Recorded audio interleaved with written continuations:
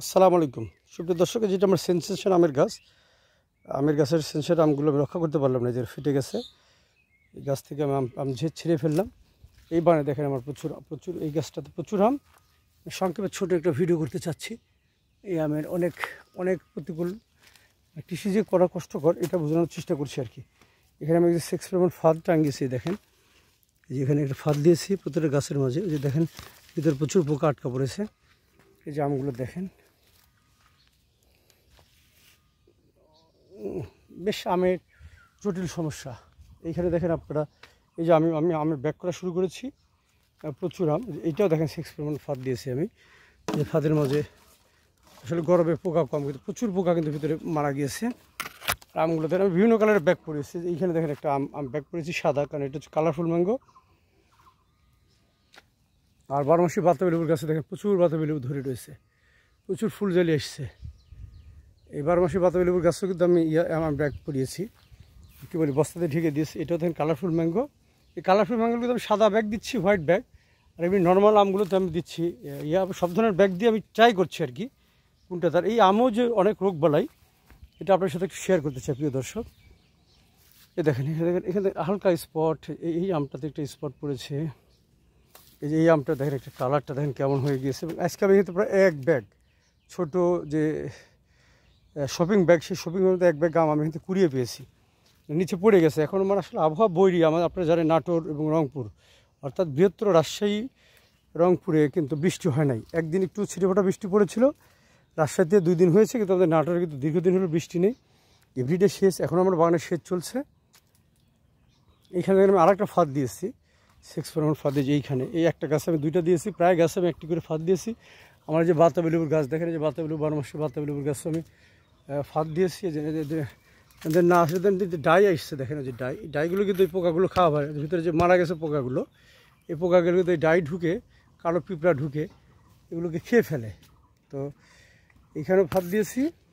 আর যেটা বলছিলাম, এই যে আপনার রঙিন আমে বা কালারফুল আমে আমরা হোয়াইট ব্যাগ দিয়েছি, এবং কিছু আমি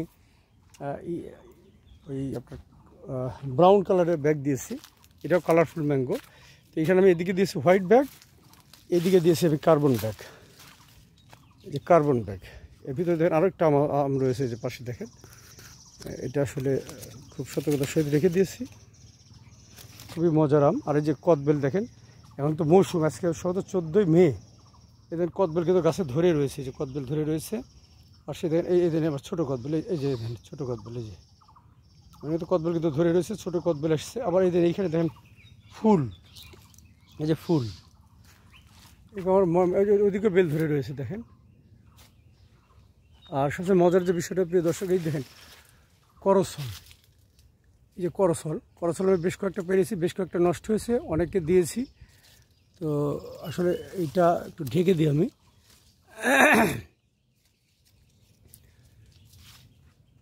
করসলের গাছ কিন্তু খুব একটা বড় না।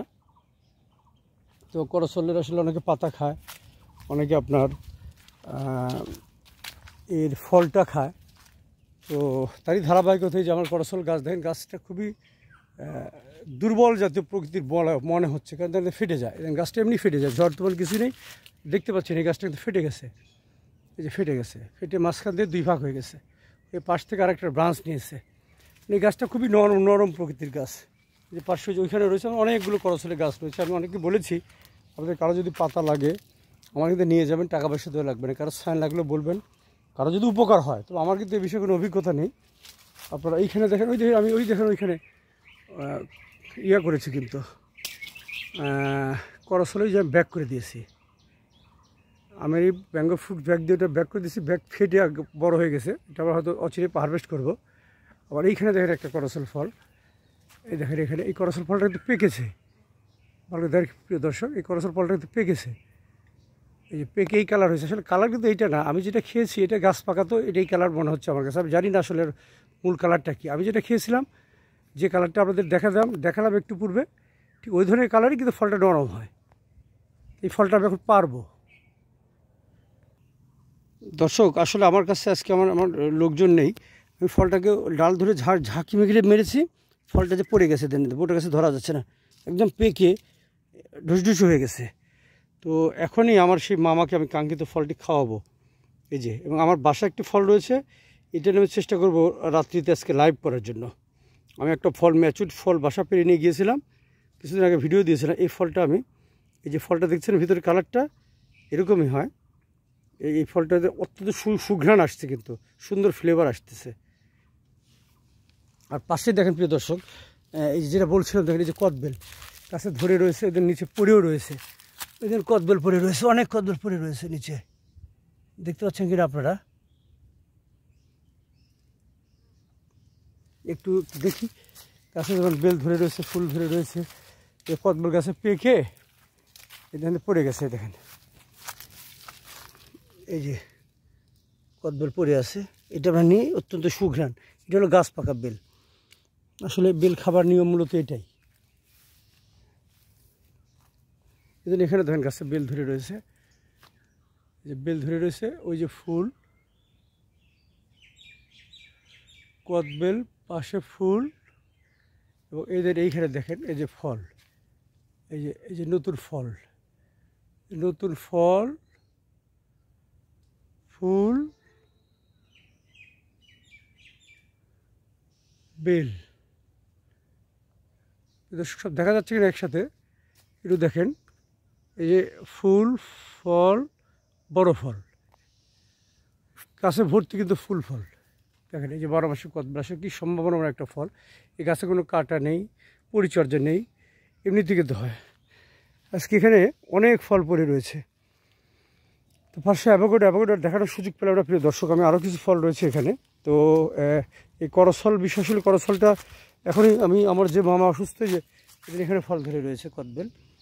তাহলে এখন দেখেন সিজনের শেষ, নতুন সিজন কদবেলে শুরু হয়েছে, অথচ গাছে বেল এখনও রয়েছে। যদি এরকম একটা কিছু গাছ যদি রোপণ করা যায়, দেখেন এখানেও দেখেন বেল ধরে রয়েছে। আসলে আজকে আমার বাগানে ঢোকার কোনো কথা ছিল না। এখানে এখানে এখানে কদবেল পড়ে রয়েছে, যে দুইটা, এদের এখানে একটা বেল পড়ে রয়েছে, যে এই একটা। এগুলো আসলে একদম গাছ পাকা বেল, কালার হয়ে গেছে। এটা আজকেও খাওয়া যাবে, আর কদিন পরেও খাওয়া যাবে।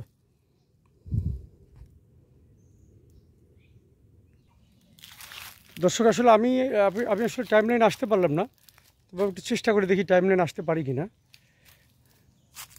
যে দর্শক, হ্যাঁ আসলে আমি একা একা একটু কী বলে সেলফিটা কী বলে, সেলফির মতো টাইম লাইনে এসছে। আমি জানি না আমাকে দেখা যাচ্ছে কি না।